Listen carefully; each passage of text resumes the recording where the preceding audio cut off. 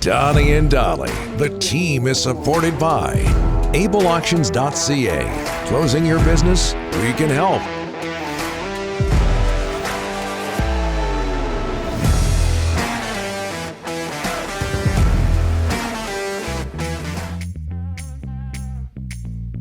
All of our guests today, including Elliotte Friedman, standing by, are sponsored by Passat Motors. You don't love your vehicle? Let Passat Motors help you get into one you do. With a large inventory and the highest trade-in values, there's a Valentine's date for you, your car.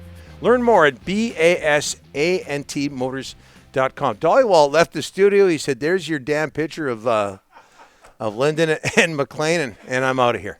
Okay, you're going to join us again? You over your little snit? I'm happy.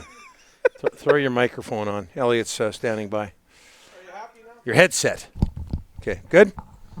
Are you happy now? Everyone saw the picture? It's funny, the one day we don't have that picture up is the day the subject of that photo comes up. Yep. Elliotte Friedman joins us now from Hockey Night in Canada and the 32 Thoughts podcast. How are you, sir? I'm good, guys. How are you doing? Very well. We're talking about the Canucks' old flying skate jerseys, which they're going to wear. Calgary Thursday, next Thursday. Next Thursday, Thursday. Nice. Yeah, so it looks like they're going to wear them then. According to the scoop master over here, along with yourself, Elliotte, let's start with the former Canuck, Tyler Toffoli, to Calgary. Just your thoughts on that deal and why it makes sense for both sides. Look, I just think that this is a guy that Calgary had zoned in on in the last couple of weeks. The history is obvious. Daryl Sutter had him in Los Angeles. I think the interesting thing is I think they were talking about a deal potentially with both Toffoli and Sherratt in it. And I don't know if it's because of Sherratt's injury or what the price would have been. It ended up obviously just being Toffoli. And, Calgary doesn't have a ton of draft picks, but they're getting Toffoli for this year and 2 more. That's the price you've got to pay. They've got a chance to win this year. They're a hell of a team. And when you have a chance to win, and they were looking for the best scorer out there, and they just thought that Toffoli was their best fit. It makes perfect sense for me. You go for it when you have a chance to win. And on the other side of things, Elliotte obviously building for the future for Montreal. No question about it. The first round, Heineman's an interesting prospect. I've heard some people who really like him. The first round pick is top 10 protected this year, so it means it likely happens this year. I mean, Calgary's going to have an epic disaster for the pick to be in the top 10. So, you got to do your job with it and draft it, and maybe Montreal gets another first round pick out of Sherratt, and we'll see where we go here. But the best player in the deal is Toffoli, and the Flames are in it to win it. He was their guy. I think the Kings were potentially looking at reuniting with him too, but one of the things I really think was that the Flames stepped up because they knew, it's like a good poker hand. You can either sit there and try to milk people for more, or you can say, I'm not letting anyone get a card that beats me. And I think the Flames just said, we're not letting anyone get a card that beats us. Elliotte, let's talk about the Canucks on Hockey Night in Canada. You and Jeff Merrick had the Canucks with interest in Pavel Zacha, the Devils. What can you tell us about him? Zach is a guy who I think there's a decent chance he gets dealt. One of the things that's interesting about Zach is he was a centerman for basically all his career, and the Devils have moved him to the wing this year. And, it's a situation where they have a lefty in Hischer, who's a horse, and they have a lefty in Hughes, who needs to learn how to take more faceoffs. And Zach has moved to the wing. And, after I wrote that last week, guys, somebody compared that to Sam Bennett, who went from Calgary to Florida, that the Flames, Bennett was struggling with the Flames, that kind of took him off center, and Florida put him back there, and he's thrived there. So I am wondering, what the Canucks think about Zacha. Do they see him as potentially a winger or a center? I'm not saying it's going to happen. I do think they are interested. I do think that's one of the other things that one of a number of things that the Canucks are looking at. The other team I'm wondering with Vancouver is Washington. Washington, I watched them yesterday against Ottawa. They're really struggling up front.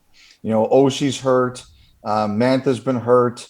They're having trouble scoring all of a sudden. I can't help but look at that situation and wonder if there's potentially a fit. Okay, let's talk about Yaroslav Halak. Donnie would like to trade him. We don't know if it's going to happen.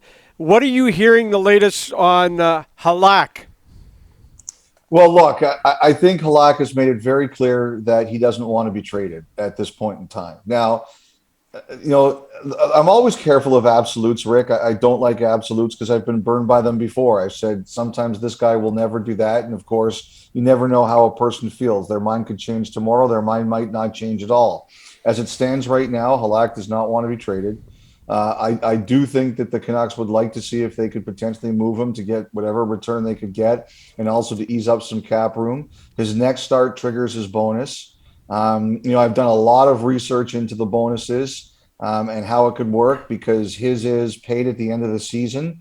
You can't split a bonus. Like the Canucks can't trade him somewhere and say, okay, we'll pay 25% of the bonus and you'll pay 75%. It doesn't work like that. The two sides have to agree. One pays it and the other doesn't. And, you can debate that, but you have to assume that if the Canucks want to trade his bonus to somebody else in addition with him, it might cost you more. So that all has to be factored into it. As it sits here today on Monday afternoon at 11:10 a.m. your time, I don't think Halak wants to be traded. I would say that's the default position. It can always change, but that's kind of where he is right now. Elliotte, outside of Vancouver, people have an opinion on Thatcher Demko. What is it? I think people think he's fantastic. I was joking earlier today that the only bad thing about Demko playing the other night was so well was that Kelly talked about him in the pregame. And whenever a coworker talks about someone in the pregame, you hope that it's a terrible night or else the coworker gets a big head. And, Kelly's ego's already big enough. I don't need it to be any larger. But, Demko's a hell of a goalie. And that's a great contract. When that deal is over, I'm willing to bet that we're all going to be looking back and saying that was a hell of a contract that Thatcher Demko got signed to, and he's going to be the backbone of your team for a long time to come. What's the word on Jay Woodcroft? Is he going to help the Oilers? Is he possibly a long-term solution? I think he'll get an opportunity to prove he could be. The thing about Woodcroft is he looks really young. People forget he's coached 1,000 games in the NHL, not as a head coach, but as an assistant and video coach. And he's been around some pretty big bosses in Todd McClellan and Mike Babcock. So he's learned a lot. One of the things I remember about him at the 2016 World Cup of Hockey, he was an assistant coach on Team North America, and that staff included Todd McClellan and John Cooper and others. And, some of the players told me that Woodcroft was really involved. Like they thought that he'd kind of be like the extra guy on the staff, but he was very involved. He's not going to be afraid. The one thing I noticed the other night, Don, and they're going to play their second game tonight under him, was that they stood up at the blue line a lot more. I actually thought that was one of Edmonton's biggest problems, that they gave away their blue line too easily, particularly on the rush. I thought they looked much different. And you guys saw it in Vancouver. You get your new coach bounce, right? You guys got it from Boudreau, and that's what the Oilers are hoping for from Woodcroft. Any chance, they haven't got a bounce from him. Any chance Martin St. Louis sticks around in Montreal as the head coach?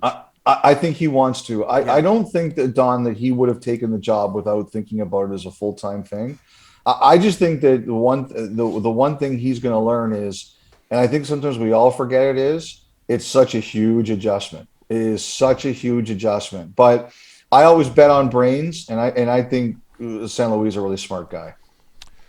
Happy Valentine's Day, my friend. Thanks for this. Appreciate it. Happy Valentine's Day to both of you. I know someone somewhere loves you both. Just so you know that. Yeah, not many in this city, though, Elliotte. Not many. Rick, they love you. If you weren't feeding the beast, nobody would have anything to do. No, we got our haters. Not Rick. It's better that they hate you than ignore you, guys. Remember that.